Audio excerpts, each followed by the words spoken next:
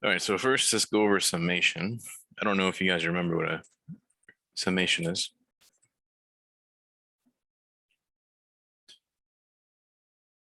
Here's a sigma notation.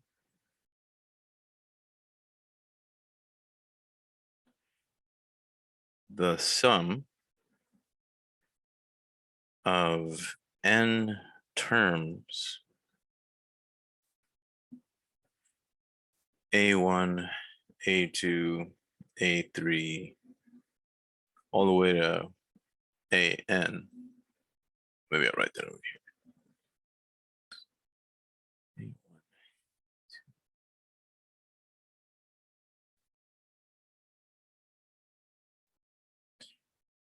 Is written as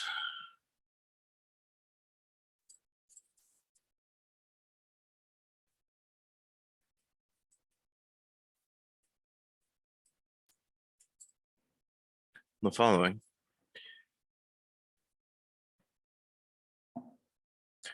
So capital sigma from I equal to 1 to n of A sub n is equal to A1 plus A2 plus A3 plus all the way to AN.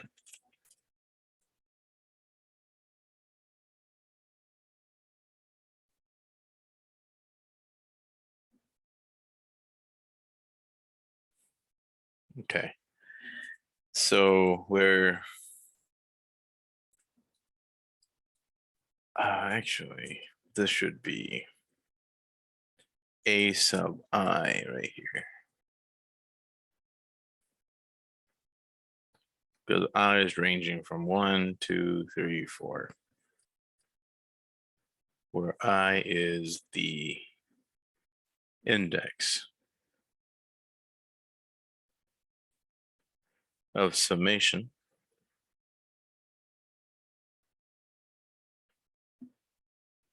A sub I is the ith term of the sum and the upper and lower bounds. Okay, so the upper and lower bounds are 1 or n and 1 respectively.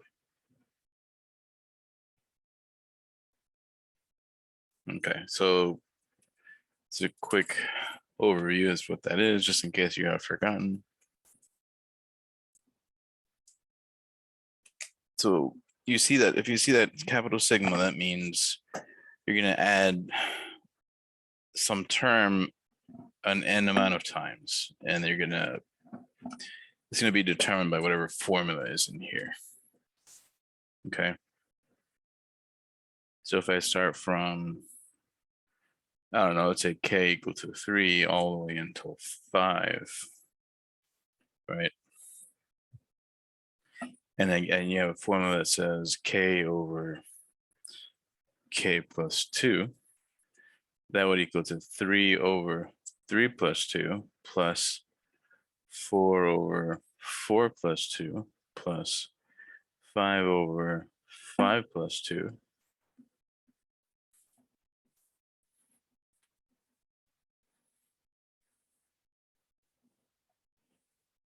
So that's all it means. Of course, you'd add it up and get some number, but who cares? You also have to be able to write the sum given some sort of formula, right?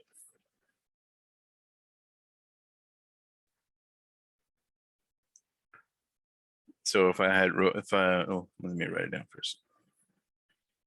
Use sigma notation to write the sum 3 over 1 plus 2 plus 3 over 2 plus 2 plus 3 over 3 plus 2 plus dot dot dot 3 over 11 plus 2. So if you get if you get this many terms, you need to first figure out, okay, what is the pattern creating this?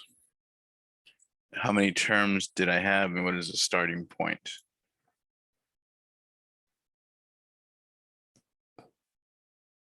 So what is the formula that created this?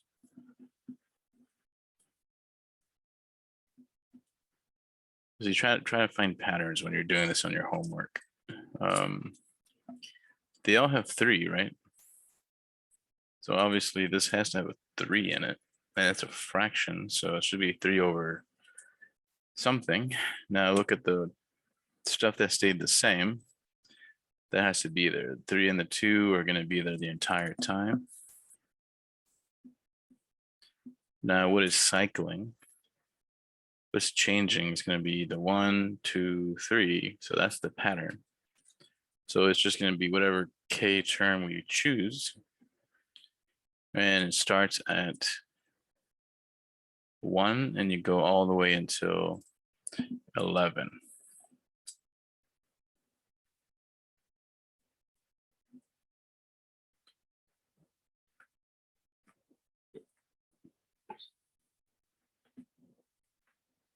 Okay. Does that make sense? How to find the formula?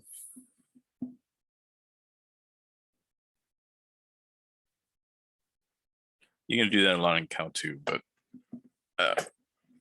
you should have seen some basic series in college algebra a long time ago. But here are the formulas you're going to need. So the first, these are the summation formulas.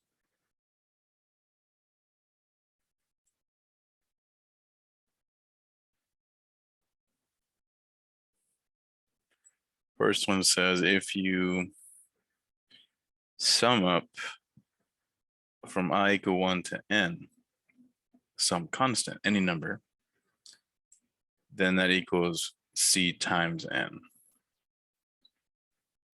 right? Where c is a constant. Number 2, if you add up a variable like the index,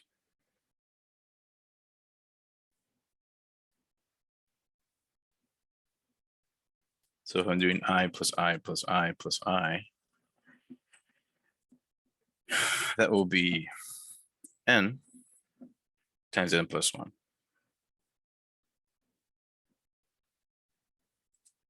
So just remember the formula. So if you have a sum of I, it's going to be this. If you're adding some number, it's going to be that number times how far you went. The top number is the index of where you stop. And it's indexing at I equals to 1 all the way until n. I equals 1 would be the beginning, and it goes all the way until n. So you would plug in the ending right here. And I'll show you some examples in a little bit. Number 3, I to n, same thing. If you have a square of the index, you're going to have n times n plus 1 times 2n plus 1 all over 6. Number 4, if you have a cube,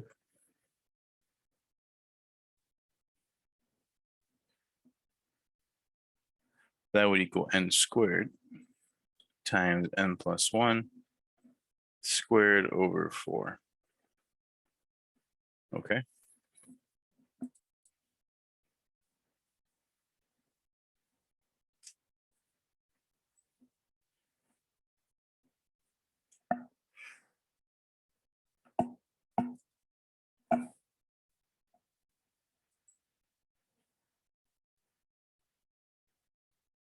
Wait a bit.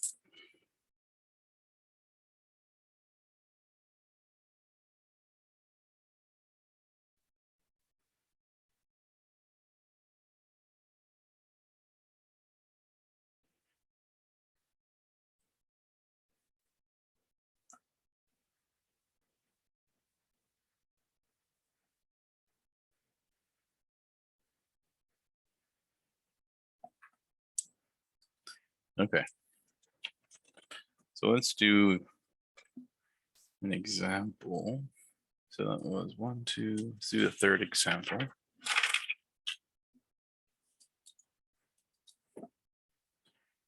So this is when you start using the formulas.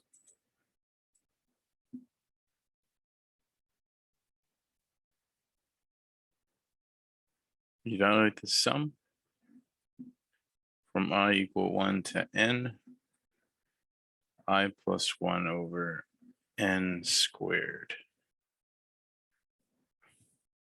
So evaluated for n equal to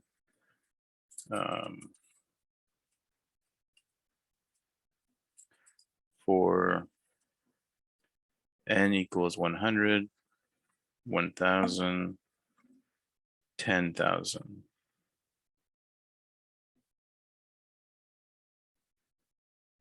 Okay. So if you apply the formula, you can just plug in the number for n and you'll be done.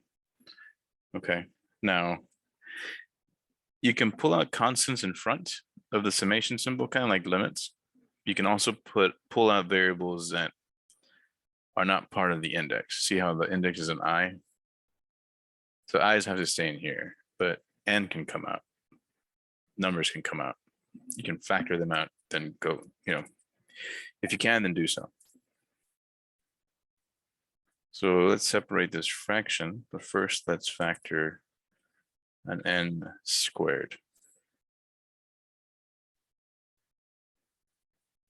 So now we have I plus 1. Then separate this to the sum. I'm going to put brackets right here, just so it's for emphasis. From I equals 1 to n of I plus the sum of I equal 1 to n of the number 1. So we have a formula number 1 talks about any constant C. So just apply formula 1 to C to this one. This one I think is number 2. So apply the formulas to each one. I believe it said for I, that's going to be equal to n times n plus 1 over 2. And this will be just sum n. So that number times n, the 1n. So I have applied the formula at that point. We can combine the fraction, make it a little prettier, I guess, but this is a over 2.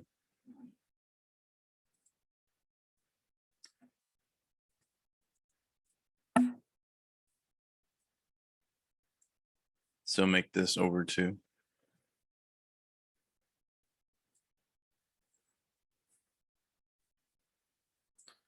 So that'll be n times n plus 1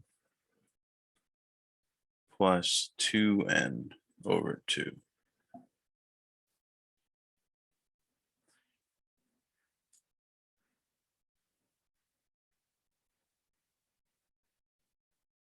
I mean, at this point, we're just doing algebra. It's whatever.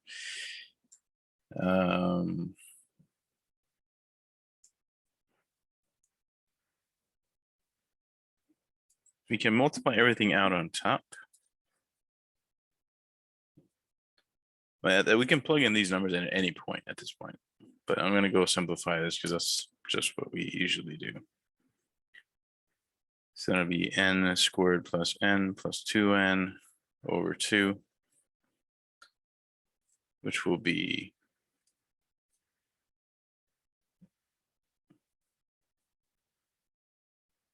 n squared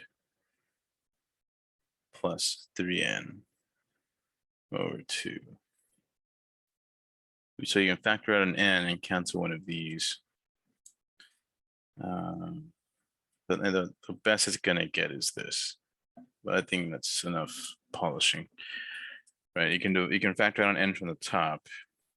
leaving you n plus 3, which would cancel one of these, and just bring it in. But anyway, is there any questions about the algebra? It's not. The new stuff that we just did was this step here. This is what matters right here. You see how we change these to this? That's just, everything else is just me doing algebra. Who cares? Does that first step make sense?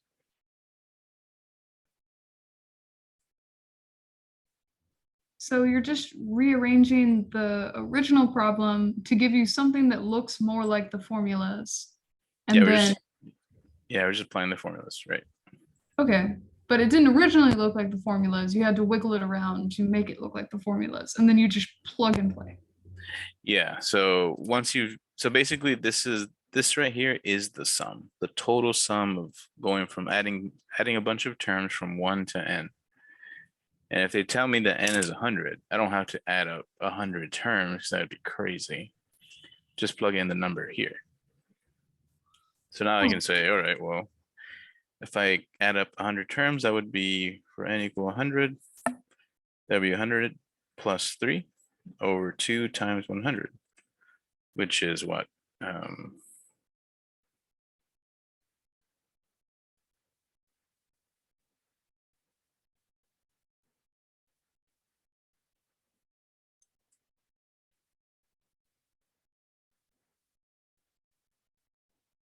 Right? Nothing crazy.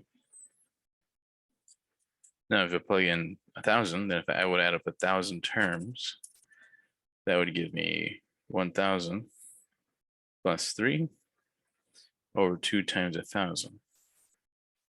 So that would give me 1,000, 3 over 2,000.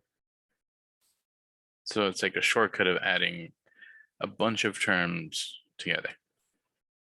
So like if I wanted to add up all the numbers between 1 and 100, I can use one of these formulas and add them up. Or 1 in a million, or whatever I want to do. And that's what these little sigma notations do. They just add stuff for you in whatever pattern that you create.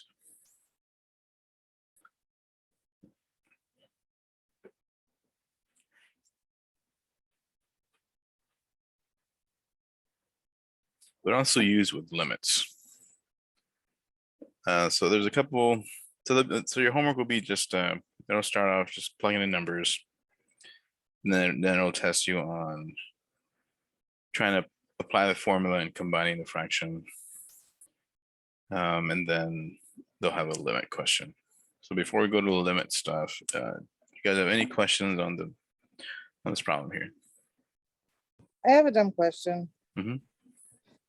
How did you get the n plus 3 over 2 and if you canceled out the n squareds on both sides? Oh, okay.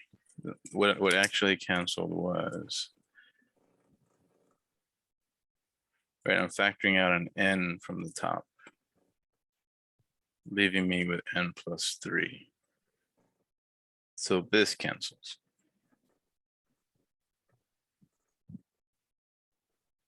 And see how I pulled out the n?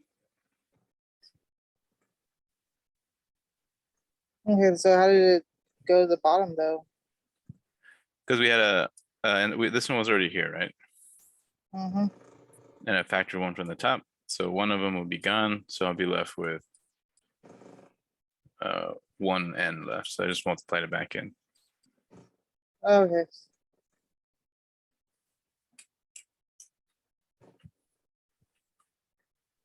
I'm good. Alrighty. Let me go ahead and let me show you the homework really quick just so you can see what I'm talking about.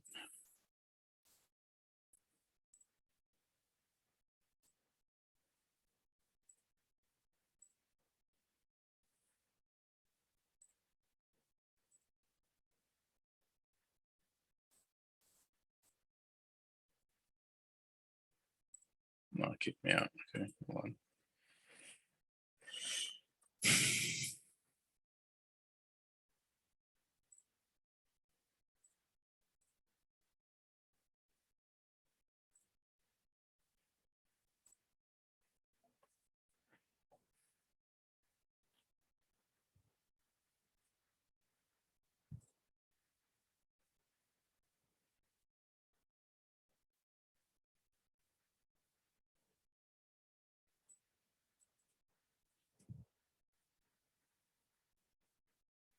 Okay. So the first few questions are going to say, all right, we'll add up 1 through 5. So you plug in 1 in there, and then you plus plug in 2, plus plug in 3. So you just write it out like we did the first example. Okay. So it'd be like 1 over 1 squared plus 7, and then you do another one and plug in 2 squared plus 7, and you keep going all the way until you get to the 5 right here. That's how it works. Now, also, some of the graphing calculators have summations in there for you, technically. So stuff like this, you could punch in there. Stuff like this, I want you to use, you have to use the formulas for the most part. You'll see how there's no, is they're saying let k equals 0 and cycle all the way until 4. There is no k. So we said when you have some constant that we add up n times where Rn is 4, the answer is going to be 4c. But notice they have 5c. Do you see why? Like, I feel like it should be 4c, right? According to the formula. If you look closely at the formula, their index starts at 1, not 0.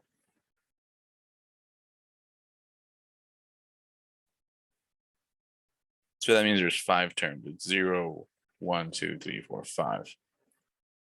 That's why it's 5c. But anyway, this is a question where you got to create your formula yourself. Notice how there's 3 times 1, 3 times 2, 3 times 3. So the formula is going to be 1 over 3 times your index I. Right, same thing here, 8 over something plus 1, 8 over something plus 2. This is going to be 8 over 2. Oh, I'm sorry, the black one's changing. 8 over 2, 8 over 2, 8 over 2. So 8 over 2 plus something, because that number is the one that changes all the way until 11. So the 11 will be the index there, the stopping point, I guess, the n. So here you just use a formula. Here apply a formula or add up 24 terms, which would be silly, but you could use a calculator on that one. Here, they want you to use a calculator, which you could do graphing utility, see, to check your stuff. But once it gets to these 8, 9, 10, those you have to use your formulas, and then you apply the limits to the formula. Okay, so this is the last type we should practice. Okay. And then we'll move on to something else. We have one last section after this. There's no more. Isn't that exciting? No more sections. Or nerve-wracking. Yeah. At least there's not more stuff, right? It's gonna feel nice, maybe. You forget how much more I have to go. True. Well, at least for this semester. I know you have much more math to do. That's why I keep asking you if you're doing Cal 2. I should be in the fall. It does not appear to be in the summer. Yeah, I am not doing it over the summer. If I do anything, it's just going to be physics. Okay. That should be stressful enough. Okay. So here, notice we have, okay, so this is actually kind of interesting. So the index for the summation is I. So I can't pull out the I stuff. This needs to stay in here, but I can pull out the N in front of the summation. But now look at the index of the limit. That's an n, so that means the n cannot go outside of the limit. It has to stay in between at the furthest. So we have two different indexes and some stuff being squared. So we should start by pulling that out. You know, just pull out the constant too, who cares?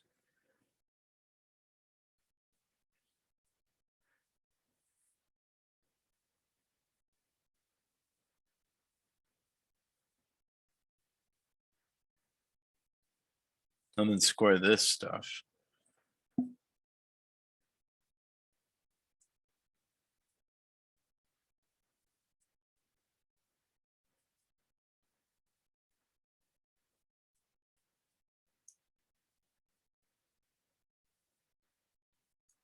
So that'll be 4i squared minus 12i plus 9. Right there. So we have an I squared, we have a I and a constant. So we can apply three different formulas inside. And once the formulas have been applied, then I will take the limit and see what happens. So let's see here.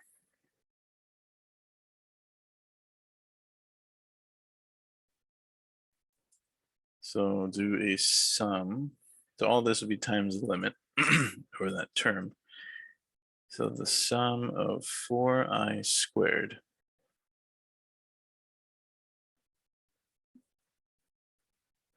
minus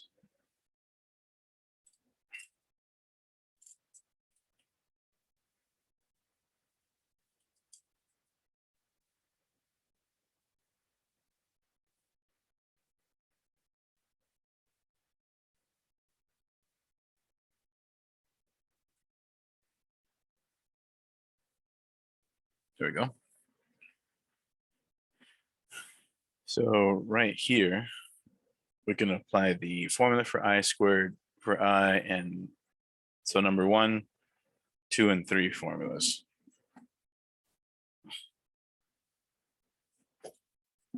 Okay.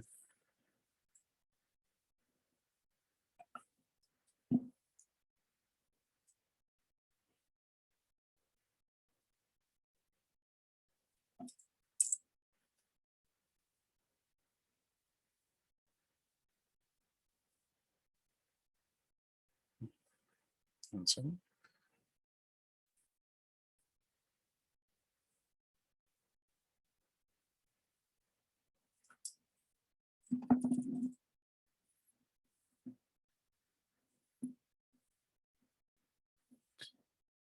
So right here, we're gonna get 4 times 4 times the formula for square, which is n times n plus 1 times 2n plus 1 all over 6. And then minus 12n times n plus 1 over 2. So that this right here is the I squared, this right here is the I, and then plus 9n. So that's this guy here.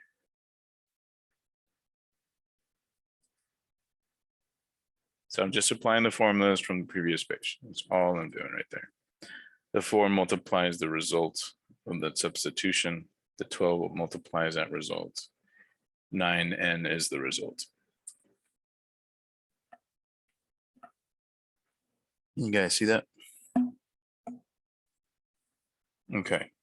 At this point, we're just doing a limit question, right?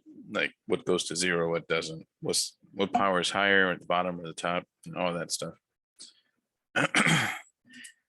So notice we have an n times n plus 1 times 2n. So that's technically 3 n's being multiplied. So this is like a cubic power up top. Over here, we're going to have n times n, which is at most a square, a bunch of other garbage, and that's a single power. So this will overpower these two, but it'll be tied with this one. So this will be at the same degree. Okay, so let's go ahead and write it out.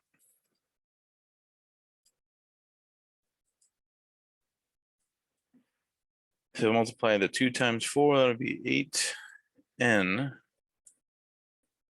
right? Times n plus 1 times 2n plus 1 over n cubed. So that's this one coming in, 2 times 4, and then 2 times 12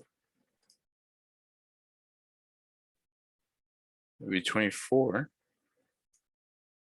over 2n cubed plus 9 times 2 is 18. That would be n cubed. So now look at these limits. You see how this one's for sure going to go to 0, right? Is that part clear or no?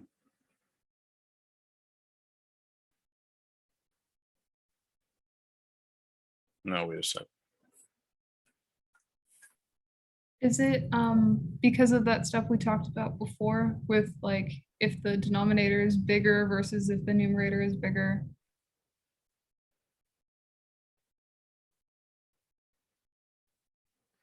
Yeah, if the degree is bigger on top, it's infinity, right? That's what we talked about. If it's bigger on the Yeah. bottom. Yeah, exact same stuff will apply here.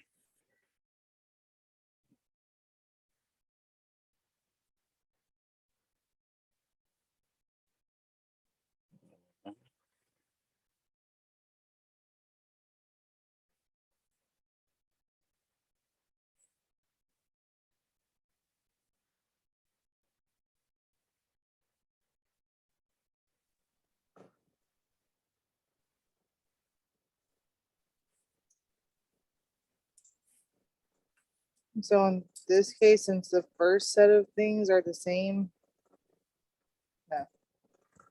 Oop, forgot the 6. This first one, they're the same degree, right? So you're gonna end up with, so once we take the limit, we no longer write it. So that'll be 8, 6. This will the be, quotient, I'm sorry? it'd be the quotient of the leading coefficients. Yeah, Or exactly. does that matter? Yeah, the quotient, because they're the same degree, cubic and cubic. This would be 0. That would be 0. So our answer, our limit to all this nonsense is 4/3.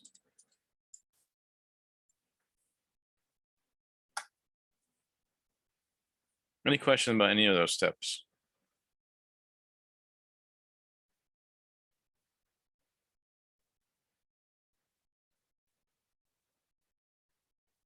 Sorry, Yes. could you explain a little bit more how we got to 8/6 minus 0 plus 0 once again? Because I feel like I missed something. Well, like you said earlier, right? Mhm. Degree is bigger on the bottom. So you take the limit of this, this is Mhm. 0, right?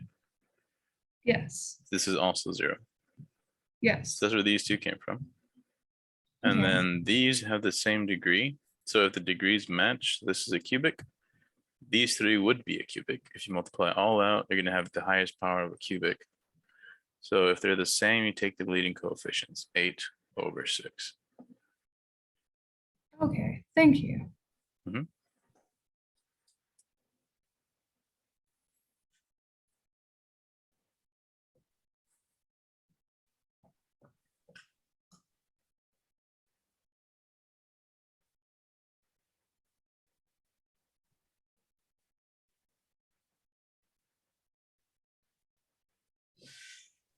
But wouldn't if you multiplied them all out, the top would be 16 because 2 times 8.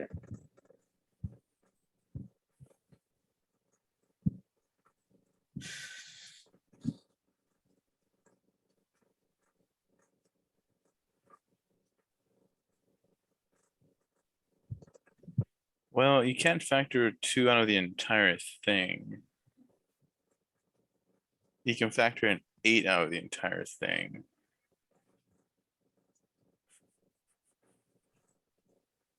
Let me think about that. Hold on a second. Yeah, you know what? Yeah, you're right. Good catch. Oh, I haven't forgotten all my algebra. Yeah, nice. That is That's 50 legit. points on my final. I tried. Yeah. So if you cancel these terms, it'll be easier to multiply. If you show one extra step just for fun, you'll have n times that.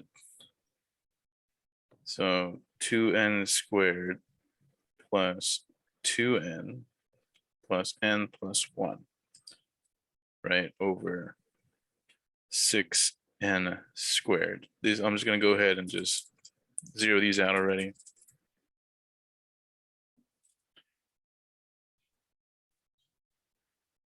So the highest power now, because I factored this out, is square and square, but it'd be 8 times 2. So it's actually 16 over 6 plus minus 0 plus 0.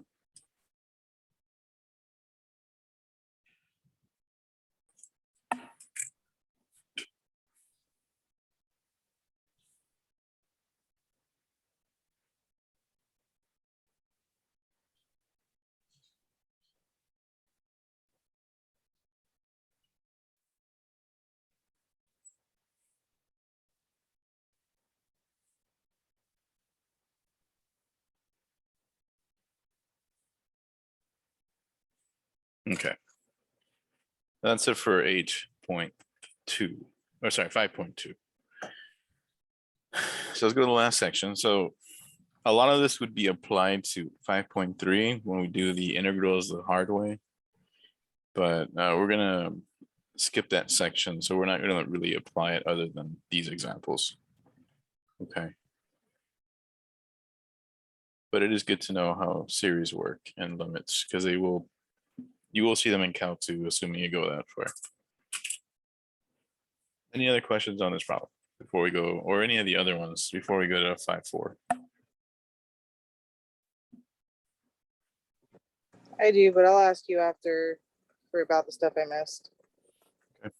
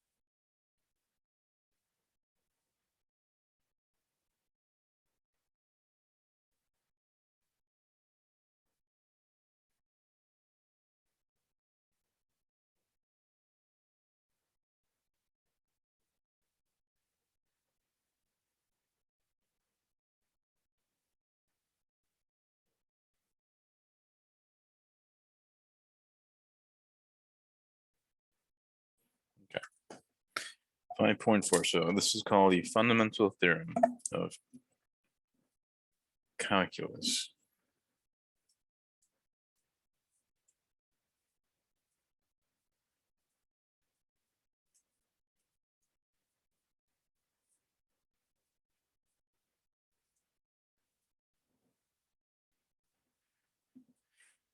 So whenever you hear fundamental, usually that's a big deal. Like in math books, like the fundamental theorem of algebra or something. If a function f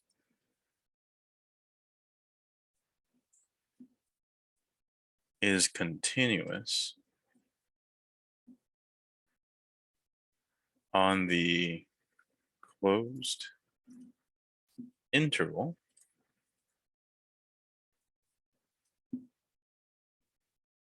a to b, and f is a anti-derivative capital F, antiderivative of F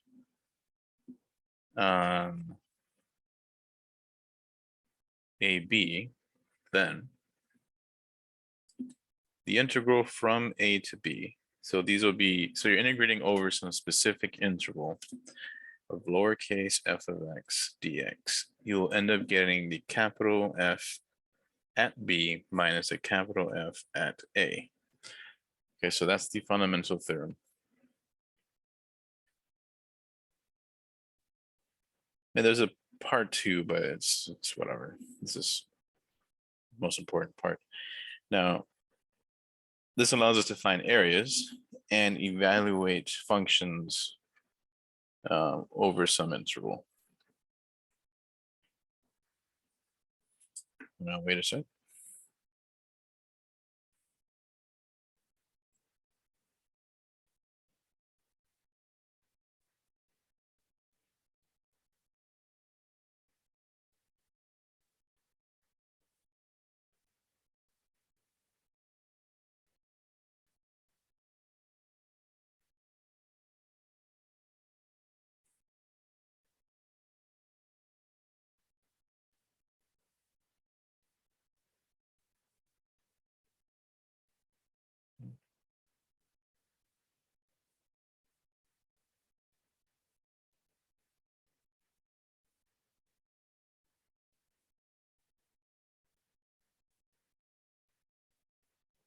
Okay. Example 1. Evaluate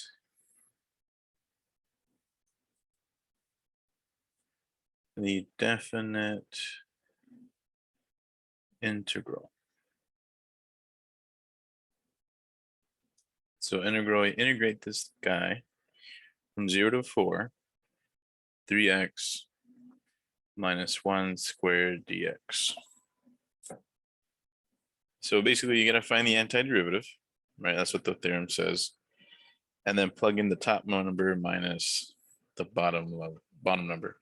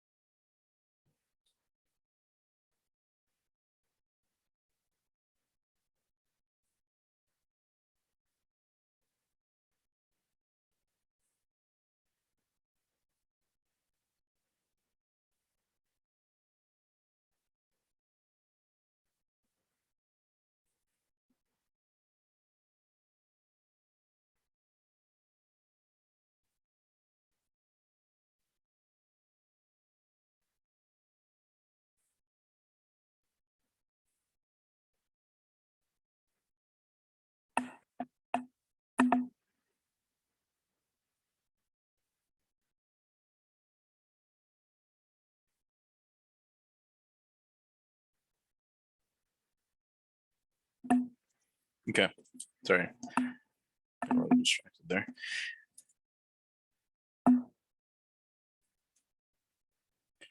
So square this guy first, because it's kind of hard to take the integral just like that. So that's going to be 9x squared minus negative 3. 3 times negative 1 is negative 3 times 2 plus 1. Okay. So if you do the FOIL, you'll get this. Let's integrate each piece. You're going to get 9x cubed over 3 minus 6x squared over 2 plus x. So I did the integration step a little quickly. You guys follow me from here to here?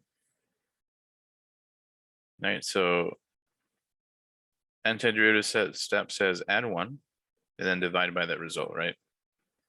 That's what we did on Monday. Add 1, divide by that result, right? The power rule says when you integrate x to the n dx, that's going to be x to the n plus 1. You just add a single 1 and then divide by that same number, right? So I had a 2, so I added 1, I got a 3, right? 2 plus 1 divided by 2 plus 1. 3 over 3. 2 over 2. If you integrate a constant, it's just that constant times x. Okay. Yeah, I'll go ahead and show the extra step because I know that was 2 days ago. A long time ago.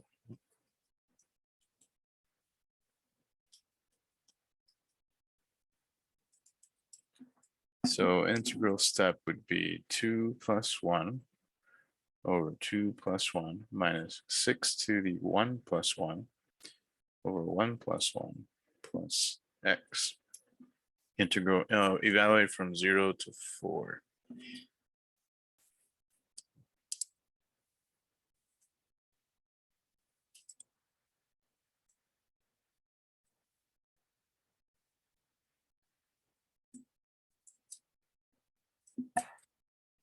So that's where this came from.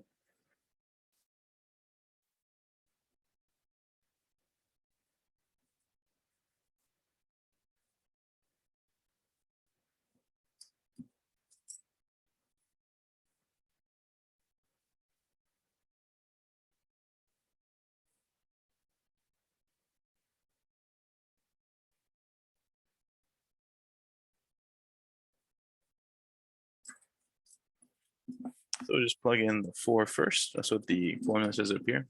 B and then the A. So 4 cubed minus 6, 4 squared plus 4 minus, and then plug in the 0.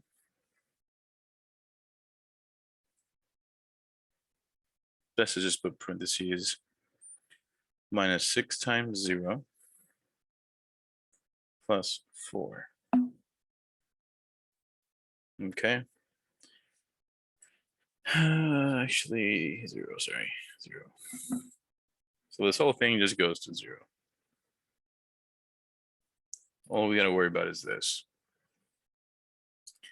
So 4 squared is 16.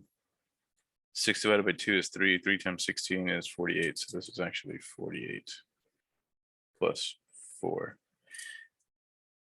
4 times 4 times 4 is 64. 9 divided by 3 is 3. 3 times 64, what is that? 28 plus 64. Is that 192? No, let me check.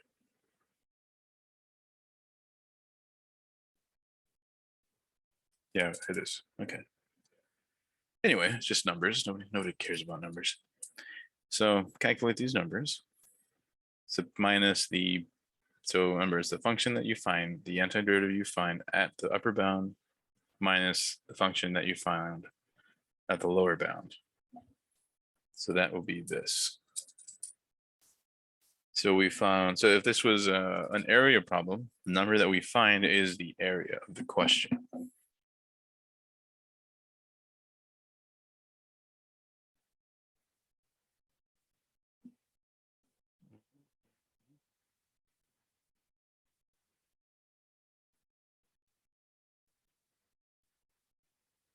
So I believe that's 148. All right. So that's us applying the fundamental theorem one time. So now let's apply it to area. Okay. We'll do one more of these, a really easy one so you can see it. Because I feel like that might have been a weird one to start off with, personally. The book recommended this first one, but now I'm thinking about it. I think this would have been better. You guys cool on this page? You can wait a bit. I'm gonna do one more.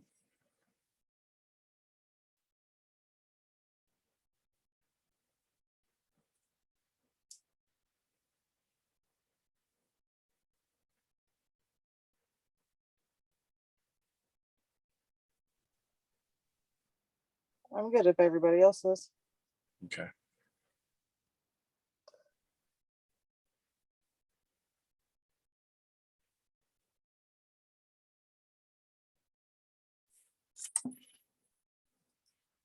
All right then. So example 2, this is just one I'm going to make up right now. evaluate the integral from 0 to, I don't know, 3 of x plus 2. Right? Something simple. Integral will be, the antiderivative will be x to the 1 plus 1, 1 plus 1, plus 2x, right? From 0 to 3. So that will be x squared over 2 plus 2x from 0 to 3. Plug in the 3.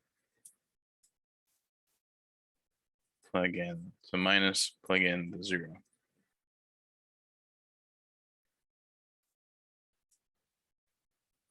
So we get 9 over 2 plus 6 minus 0.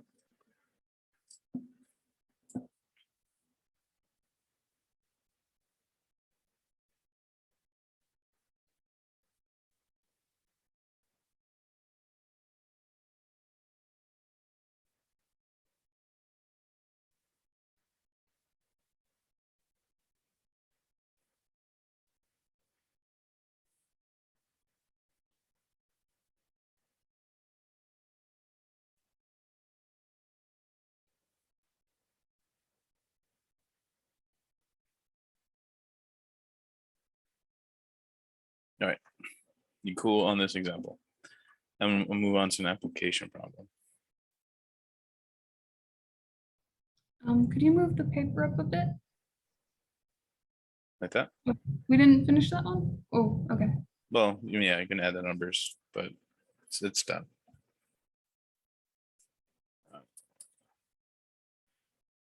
That would be 12 plus 9, 21 over 2.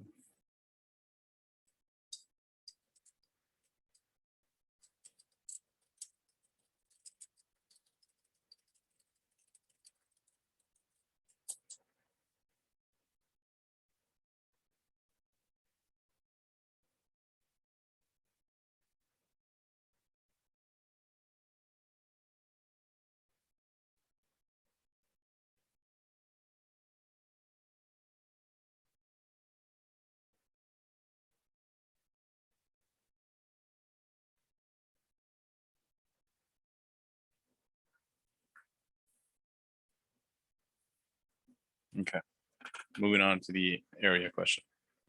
Unless you guys have a question.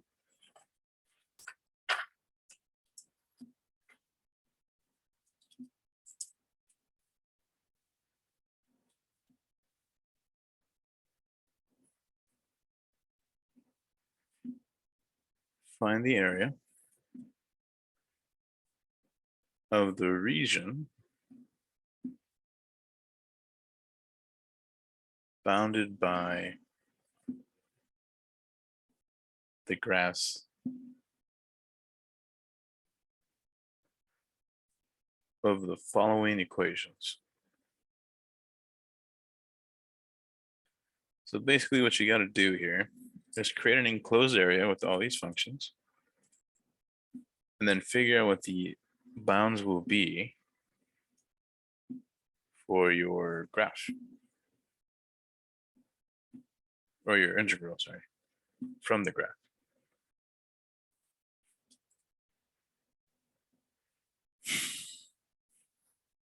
Okay. So this is a parabola opening upward, right? This is a vertical line at 0 and 3. This is a horizontal line at 0.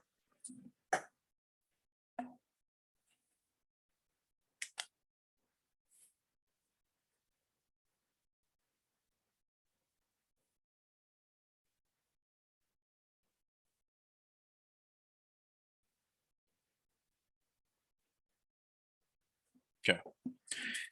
I'll give you a rough sketch so you can visualize what the heck's going on.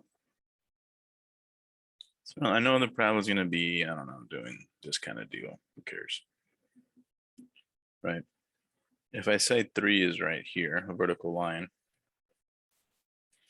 and y equals 0 is the x-axis technically. X equals 0 is this line. So the area that is enclosed is here. Now let's graph it on Desmo so you can see a prettier picture.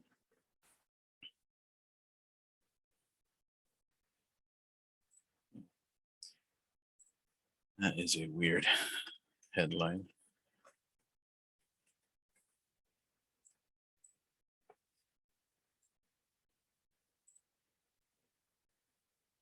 In Minnesota, they found five people and their dog just dead. They don't know how they died.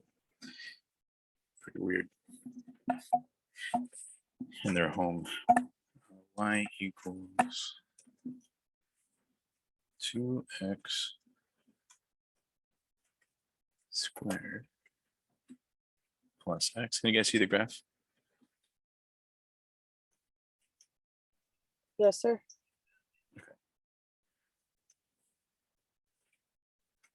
Okay. So notice how they want this area right here. If I annotate this area here. Okay. So it's bounded between y equals 0,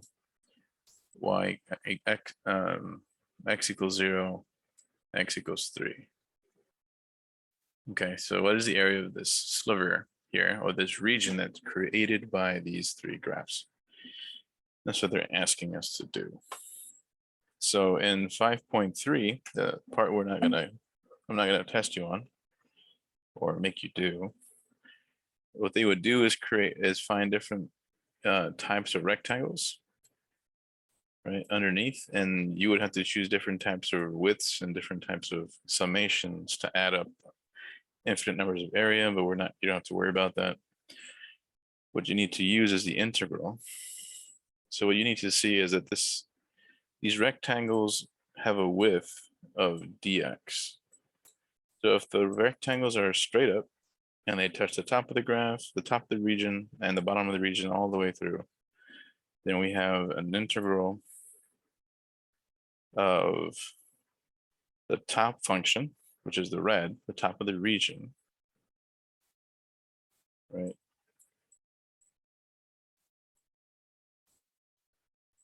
Minus the bottom function, which is 0, this bottom part. Minus 0. You know what? I should probably put it in the parentheses.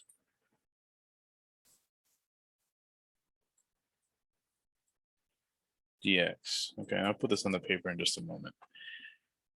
So the lower bound is where the rectangles start. So 0 all the way until 3 because I'm doing dx.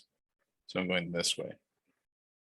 If I was doing dy, I'd be looking at it going up and down instead of left and right. So you graph it yourself and create the integral. All right, so you need to see that this integral is going from 0 to 3 of the top region, which is up here, the parabola, minus the bottom region, which doesn't really matter in this case, dx. So integrating this and evaluating these bounds will give us the area underneath the curve, or the area of that region.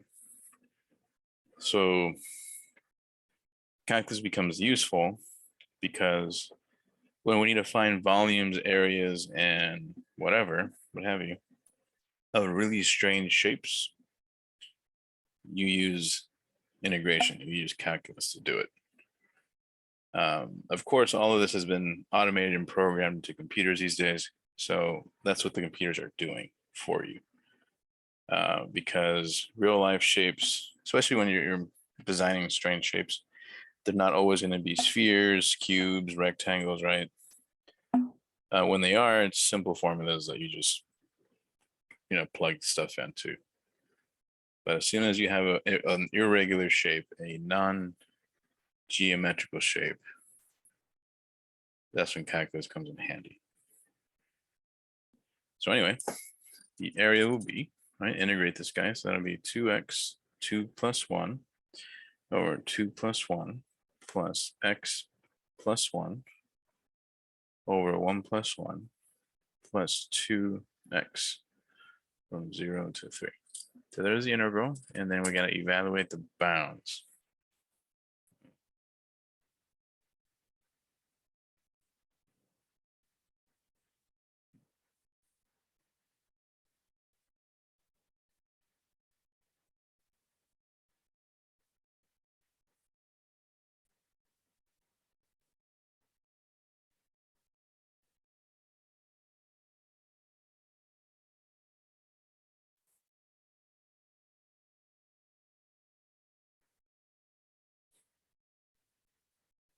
Okay. So this becomes 2x cubed over 3 plus x squared over 2 plus 2x from 0 to 3. So plug in the 3. So that'll be 2 times 3 cubed over 3 plus 3 squared over 2 plus 2 times 3 minus the entire quantity at 0.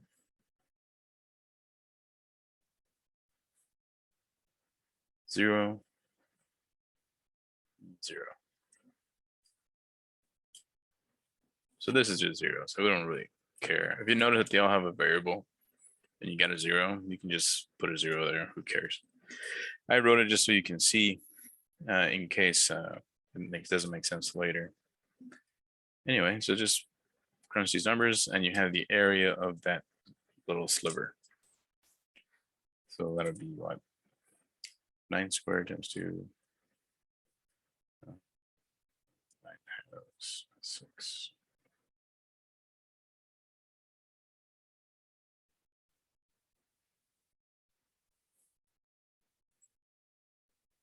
Is that 56 over 2?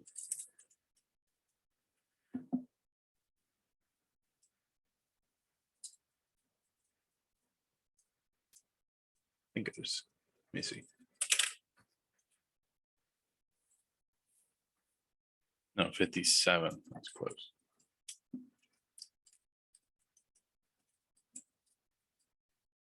Anyway, who cares about the number, but do you see the idea on what this does and what we found?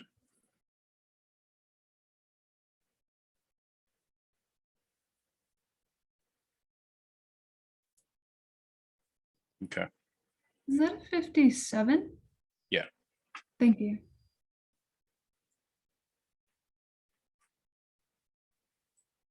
All right, let me show you the homework. Somewhere.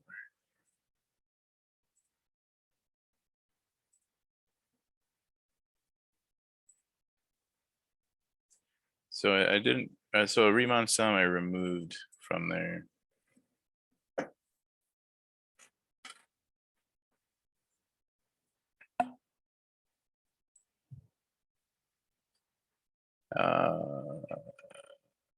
I did not actually have you do the Riemann sum. I just want you to find the integral. So find the area of this shape. Now, this is a triangle, right? So you could do, and this is also a right triangle. So you could do 1/2 base times height and get the answer of 2, technically. Or you can create a function that gives you this piece, the upper bound and the lower bound, and integrate. So what they do is say, you know what, this line right here is 6 minus 3x. So I integrate this guy from the starting point 0 to 2, because it's going to be dx. Dx meaning the rectangles are going this way. Okay. So the bound would be, the lower bound would be 0 all the way until 2. That's why we plug in 2 here. And this is the function they gave us. Okay, so similar to what we just did, here they give us the function, so you have to decide, okay, well, what should be the bounds? Technically, it's -4 all the way until 4 to find the area of this region. Although there is a trick when you have symmetrical, you notice how when you use 0, things are a little easier, right? So I could start purposely at 0 and go all the way to 4, and then multiply my result by 2 to get, you know, this area and that area, right? Because they're the same. So the total would be just double one of these. Does that make sense? So I could do 2 times the integral from 0 to 4 of this function. Instead, you don't have to. You could just go all the way -4 to 4. But if you do it this way, I can take advantage of 0 and not have to worry about the function. Okay. So same thing here. This does not have symmetry because it stops short. Check that out. So they're stopping me from doing that trick. So now I have to do -5 all the way till 4. And there's no way around it. 0 to pi over 2, right? See that? Because it's dx. Ooh, this is interesting. This one's dy. Think about this one. Now the rectangles are going this way. So the width of the rectangles is dy, which means I need to see what is the lowest point, what is the highest point. So I'm going to be integrating from, so I go integral symbol, integrating from 0 all the way up until 2. And notice how now I'm in y, dy. So y cubed dy. Okay. So here you're just filling in the blanks, but technically you need to be able to create this whole thing by yourself. Okay. Anyway, so that's basically your homework. Find the areas, write down if they don't give it to you or they ask you to find it. If they don't, just do it. Okay, so that is the end of Calculus 1. Should pop some fireworks here.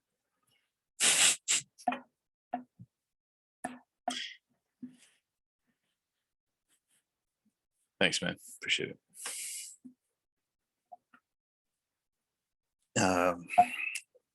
So on Monday, I guess we'll just review and see if you got any homework questions. So I'm probably just gonna hold class for questions or any concerns. This will play it by ear, but right now Monday is going to be a review day. And then maybe we could start reviewing for the final, I guess, because we got 2 weeks left, I think, after this week, after today. I'm not trying to give you anxiety or anything. I think we should hold the final as a class. It'd be the hardest final ever, though. No, I don't know about that. Okay. Guys, we'll stop here. Let me know if you have any questions or anything. I'll stick around.